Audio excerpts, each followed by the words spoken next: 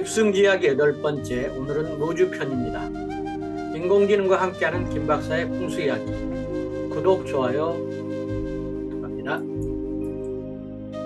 정감록에 보면 무주 무봉산 북쪽 동방 항동으로 피난할 곳이 없다 이렇게 했습니다. 피난 못할 곳이 없다 이렇게 했습니다. 무주 무풍 북쪽 덕유산 아래 방음 전주 무주군 무풍면 일대를 말합니다. 지도에서 보면 덕유산 아래쪽 동남쪽을 얘기합니다. 팔승지 무주 무풍 지역을 잠깐 보겠습니다. 대덕산과 덕유산, 적상산 그 가운데에 있는 산이고, 가까운데 민주지산이 있고 수도산이 있고, 좀 더 멀리 떨어지면 가야산이 있습니다. 거창 장수 쪽 북쪽에 있습니다. 무주 무풍은 오지의 대명사로 불리던 무주 진안 장수 중에서도 무주 구천동 그 이웃에 있는 무풍은 덕유산 옆에 있는 대덕산이 감싸고 있습니다. 이중하는 택리지에는 무풍을 복지라고 했습니다. 또 택리지에는 충청, 전라, 경상, 삼도가 마주친 곳에 덕유산 가까이 있다고 했고, 그중 낮의 통문은 신라와 백제가 치열한 영토 다툼을 벌이던 곳으로 신라 사람이자 전라도 사람으로 경상도 사투리를 쓰는 전라도 사람들이 살고 있기도 합니다. 이런 지리적 요인으로 무풍에는 고종과 명성황후가 피신할 곳으로 99칸짜리 별궁인 명례궁을 지었었고, 지금은 터가 남아있습니다. 을미사변으로 갑작스러운 명성황후가 시해되어 이곳을 피신하지는 못했습니다. 덕유산 향적봉에 오르면 충청, 전라, 경상, 삼도를 한눈에 볼 수 있습니다.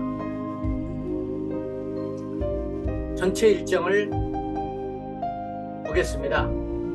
먼저 연풍 지역의 무주향교 낮의 통문을 누르고 무풍면에서 설천면 덕유산, 적상산으로 둘러보겠습니다. 그 다음에 무주를 떠나서 장수, 상양, 진안, 마이산 이런 형태로 둘러보겠습니다.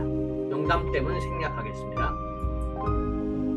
무풍 일정을 지역별로 보면 서원, 향교, 그 다음에 사찰, 그 다음에 문화유적 이런 형태로 둘러보겠습니다. 그래서 크게 보면 무풍면, 설천면, 적상면 이렇게 둘러보겠습니다.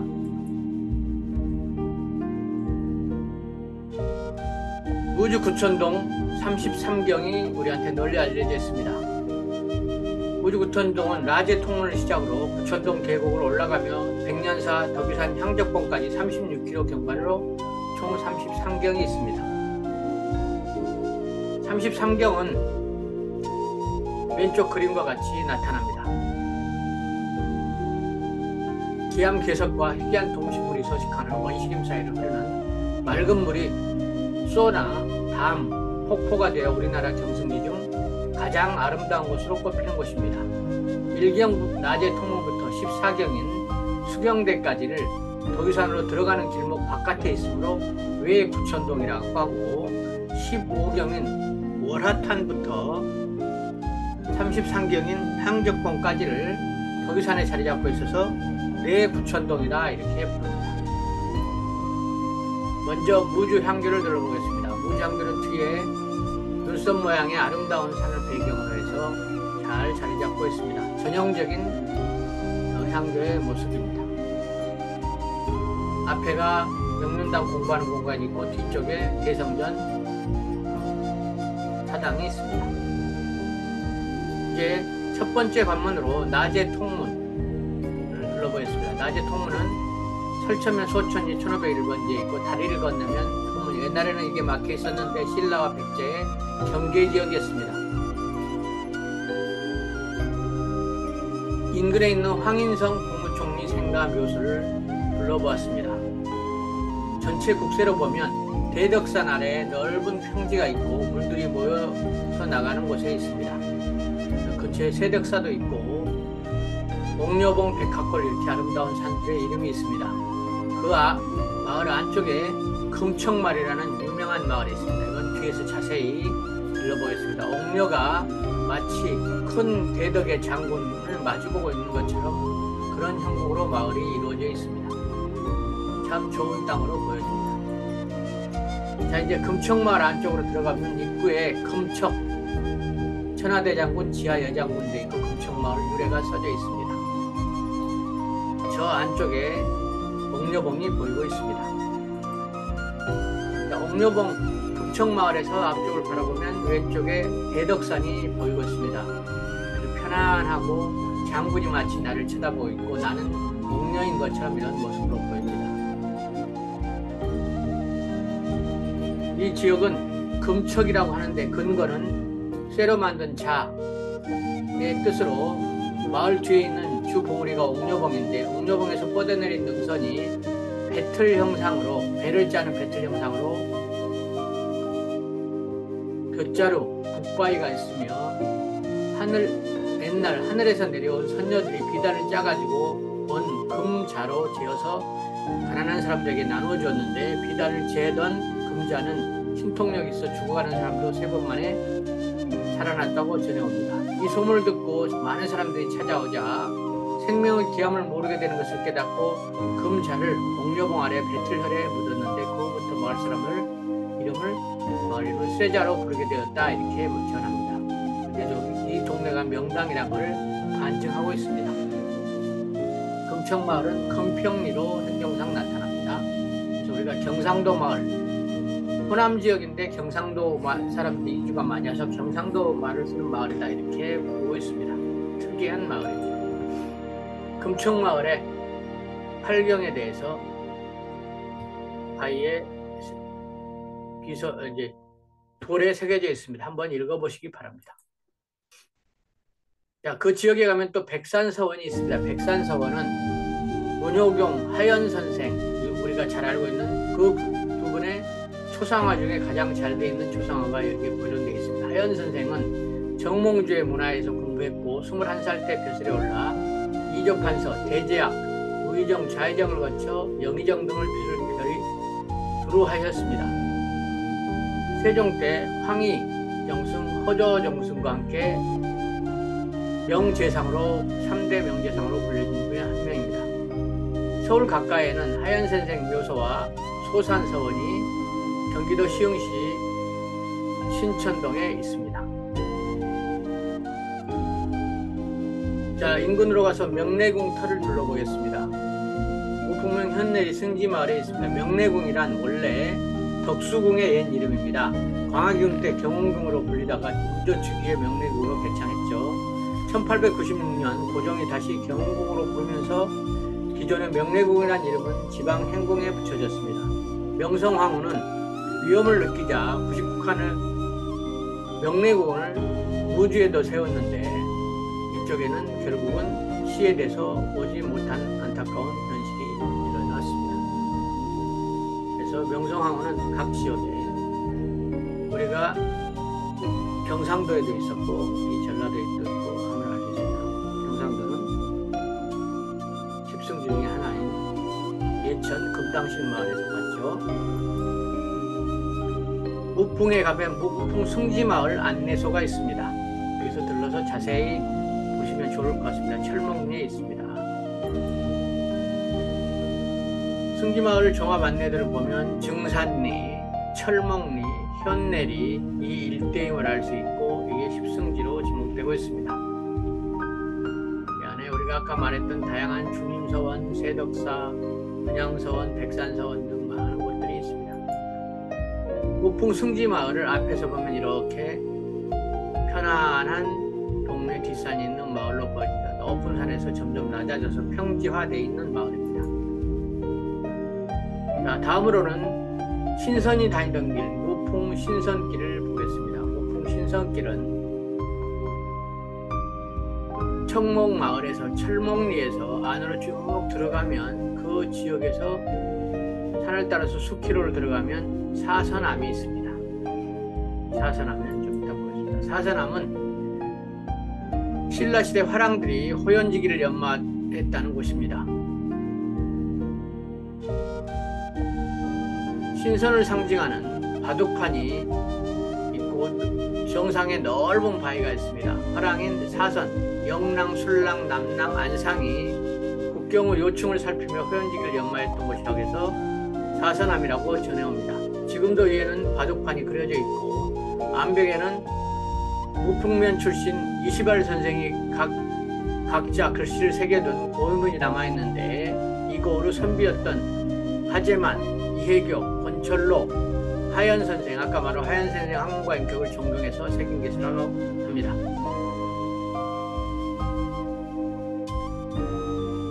다음은 중림서원입니다. 조선 태종 때 무풍행의 마지막 현감을 지냈던 최용보 선생을 모시고 있습니다. 이분은 워낙 효성이 지극해서 여러 가지 설이 전해 내려오고 있습니다. 한 번은 아버지가 병들자 변을 맛보아 병세를 가늠하였다는 효행이 전해 내려오고 있으며, 이만경은 아버지가 병들어 엄동설 안에 물고기를 원하자 간절히 기원하여 얻었다는 그런 내용도 전해지고 있습니다. 부장서원이 근처에 있습니다. 조선 초기 문신 남훈선생, 호은, 야은, 도은, 남훈선생이 서섭, 취정, 소효제 선생을 배양하고 있습니다. 참고로 서섭은 세종 때 이조판서를 지냈고 사육신의 순절을 애통해하며 시골로 내려와 은둔 생활을 해서 여생을 보냈다고 합니다. 우리가 조선 역사를 보면 세조의 왕위 찬탈이 얼마나 큰 사건이 있는지를 전국 곳곳에서 알 수 있습니다. 다음은 세덕사입니다. 세덕사는 조그만 사찰로 유방백세 이렇게 써져 있습니다. 대제학인 송우, 이이, 직장, 우송, 이유근 등을 모시고 있습니다. 인근에 사람들이 많이 찾는 머루 와인 동굴이 있습니다. 여기서 시간을 보내는 것도 좋을 것 같습니다. 자, 이제 설천면으로 넘어가겠습니다. 설천면은 어여쁜 소나무가 하나 있습니다. 무주 삼곡리 반송이라고 하는데 다른 지역에서 옮겨왔지만 잘 보존되고 멀리서 봐도 아주 멋있고 큰 소나무입니다. 이 지역에서 숙박을 하기 위해서 자리를 잡았습니다. 삼곡리 설국 펜션. 주인 아저씨들은 이 지역을 너무 잘 알고 저희와 뜻이 통해서 즐거운 저녁과 하루를 보냈습니다.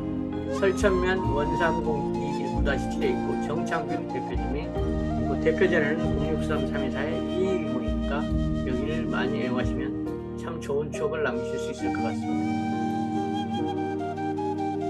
자, 이제 무주 읍내로 들어갑니다. 무주 읍내 십성지는 끝났고 읍내로 들어갑니다. 1898년에 간행된 적성지에 보면 북보사라는 곳이 있는데 향로산의 북쪽에 있다 이렇게 기록되어 있고 자세한 기록은 안 되어 있습니다. 다만 고려말 조선 초로 판단되는 3층 석탑이 남아 있어서 최소한 고려 말일 때 세워졌을 거다 이렇게 판단하고 있습니다. 명칭으로 볼 때 북보사는 동고사, 남고사, 북고사 이렇게 전주에 있는 것처럼 이 무주 지역을 지켜주던 절로 판단됩니다. 그래서 임진왜란 때나 다양한 전쟁이 있을 때 승병 역할을 했을 것인데 지금은 약간 규모가 작은 형태로만 남아 있습니다. 무주의 4월 복숭아꽃이 필 때 가면 너무나 아름다운 복숭아밭이 있습니다. 내돌이 앞섬이라고 하는 곳에 도화유수 묘용교가 펼쳐지고 있습니다. 저희들은 몇 시간 동안 너무 아름다운 복숭아꽃에 치였었습니다. 앞섬이라고 얘기합니다. 꼭 가보시기 바랍니다. 계절에 맞으시면. 자, 이제 또 벚꽃이 피는 시절이라 장수 지역으로 넘어갑니다. 장수 지역을 가다 보니까 갑자기 온 도로에 벚꽃이 가득 펴져 있어서 너무 아름다웠습니다. 10여 킬로를 벚꽃길을 따라서 가보면 장수 농계, 준논계, 의기논계가 태어났던 농계 마을이 있습니다. 농계 생가지역을 둘러보고 그 지역의 유적지를 둘러보면 참 좋을 것 같습니다. 초가집으로 복원을 해 두었습니다. 장수는 전국에서 제일 유명한 향교가 있습니다. 수많은 전란에도 불구하고 불타지 않았던 대성전이 있는데 그 이유는 이 대성전을 지키고 있던 정경손이라는 분이 향교에 불을 지르러 외적들이 쳐들어오자 목숨 걸고 출입을 금지하는 신표를 써주었다고 합니다. 그래서 금지해서 외적들은 너무 감복해서 이 지역에 출입하지 마라 하고 신표를 써줘서 막았다고 합니다. 이후에 장수향교는 전국적으로 향고를 재건할 때 표본이 되었던 지금 600년 동안 남아있는 몇 안 되는 대성전입니다. 한 사람이 얼마나 크게 문화를 지킬 수 있는지 표본이 되는 향교입니다. 장수군 군청 앞에 가면 큰 소나무가 하나 있습니다.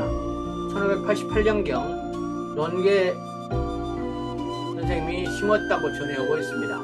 용틀이 많은 모양이 마치 논계의 의기를 상징하는 듯합니다. 자, 이제 장수를 지나서 진안으로 넘어왔습니다.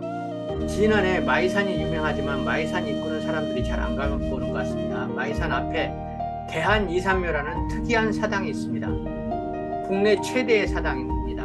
79명을 모시고 있는데 단군부터 태조 이성계, 세종대왕, 고종, 그 다음에 일제시대 때 을사년 이후에 순국한 의사, 열사, 조선의 명현들을 모두 포함해서 79분을 모시고 있어서 우리가 꼭 가봐야 될 곳입니다. 어려운 나라 시절에 나라를 지키고자 하는 마음이 한 군데 집합된 곳입니다. 이산묘는 명함 최익현의 제자이자 고종의 스승이었던 연제 송병선의 제자들과 최익현의 제자를 모두 힘을 합쳐서 세웠고, 이산묘는 회덕전, 영광사, 영모사 대한광복기 등이 있습니다. 이산묘가 위치한 이곳은 1907년에 정제 이석영이 조직한 호남, 의병, 창의 동맹단이 모였던 직거지이기도 하고 하늘의 제사를 지냈던 고천제를 행하던 곳이기도 합니다. 또한 조선 태조 이성계가 남원 웅봉에서 일본군을 아지발도를 물리쳤던 물리치고 나서 여기에 잠시 말을 묶어두었다는 주필대의 전설이 진행되렵니다. 입구가 굉장히 중요한데 사람들은 입구는 지나치고 안쪽부터 보는 경향이 있습니다. 자, 그 주필대에는 또 김구 선생님이 써놓은 글자가 있습니다.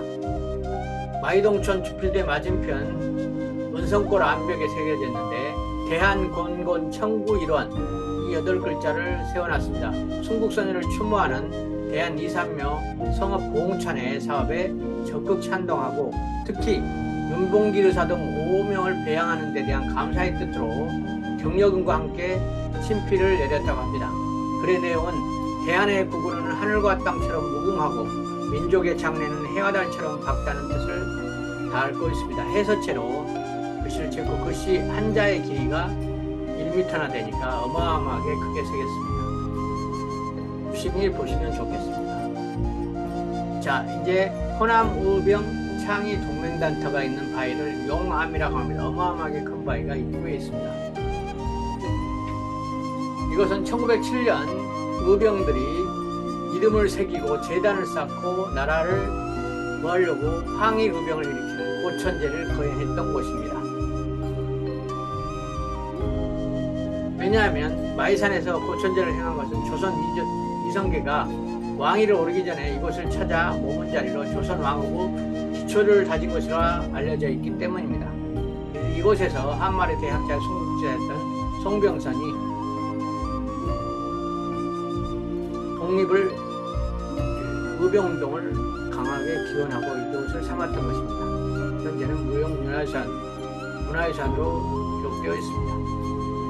좀 더 안으로 들어가면 태권도원이 있습니다. 태권도는 현대 건물은 아니지만 한 번쯤은 가볼 만한 곳입니다. 우리나라 태권도 모국의 자부심으로 세워진 태권도원은 올림픽 단일 종목은 세계 최초로 경기, 체험, 수련, 교육, 연구, 교류 등 모든 것을 관장하는 전문 공간이고 세계 문화유산입니다. 전망대가 있고 오룡폭포가 있고 전통문화 정원 호연정이 있고 태권도 박물관, 경기장 등이 있습니다. 쭉 둘러보시면 참 명당의 자리를 잘 잡았습니다. 자, 이제 마지막으로 적상산으로 올라가려고 하는데 저희가 갈 때는 차가 막혀서 통제되어 있어서 올라가지 못하고 사진으로 대신 설명하겠습니다. 적상산이다 이 말은 여인의 치마폭처럼 이렇게 쭉 늘어져 있는 모습 때문에 사면이 층층이 깎인 치마를 두른 것 같다 해서 적상산이라는 이름을 붙여졌습니다. 그래서 이곳에서는 천연의 요새를 했어. 옛날에 왜구들이 쳐들어올 때도 백성들이 모두 이곳에 피난해서 목숨을 건지기도 했고, 그 안에 있는 안국사는 1277년 충렬왕 때 창건했다는 설과 모학대사가 적상산성을 쌓고 창건했다는 설이 전해졌는데 저는 전자가 맞은 것 같습니다. 여기는 우리가 잘 알고 있는 적산산 사고, 조선 왕조 실록을 보관하던 사고의 애터가 남아 있습니다. 지금의 절은 옛날 호국사에 있던 곳으로 옮겼고, 왜냐하면 1989년에 양수발전소를 만들면서 안국사 자리를 해체해야 했기 때문입니다. 좀 안타깝습니다. 위치를 보면 이렇게 호수가 있고, 호수 있는 자리였는데 호수 앞에 툭 튀어나오는 산이 명당인데 여기를 호수를 만들다 보니까 할 수 없이 뒤쪽으로 옮겼습니다. 가을의 단풍은 너무 아름답습니다. 자, 이제 수도산 상해암으로 가보겠습니다. 상해암은 여러 가지 전설이 전해옵니다. 성수산 600고지에 세워진 사찰로 통일 신라세 때부터 있던 유서 깊은 절입니다.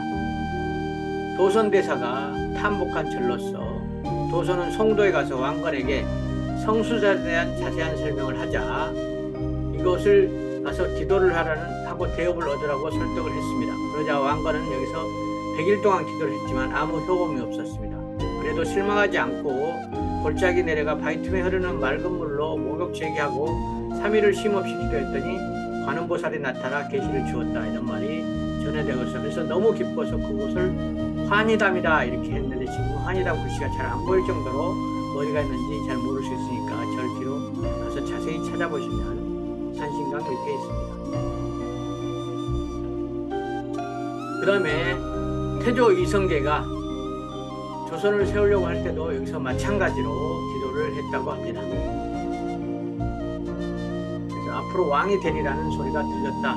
그래서 이곳을 상이암이다. 하늘로부터 뒤에 왕이 될 거라는 소리가 들렸다. 그래서 상이암으로 불렀다고 합니다. 자, 이제 마이산으로 가보겠습니다. 마이산은 너무나 유명하죠. 뒤쪽에 가서 보면 호숫가의 반향이 너무 아름답습니다. 벚꽃까지 피어서 여기서 뒤로 넘어가서 마이산을 갈 수도 있고 저 반대쪽으로 가서 정문에 주차를 하고 주차장에서 넘어갈 수도 있습니다. 접근로는 아주 많습니다. 마이산 비룡대에 올라가서 등산해서 쳐다보면 좀 더 산맥을 알 수 있고 아름답습니다. 수정구를 가지고 찍어보았습니다. 오른쪽에는 이감룡처사, 마이산 탑산을 세우신 이감룡처사의 묘소가 있고 그 다음에 안마의봉, 숭마의봉이 한꺼번에 보입니다. 진안군은 산 너머에 있습니다. 마이산 탑산은 저와 인연이 참 많은 절인 것 같습니다.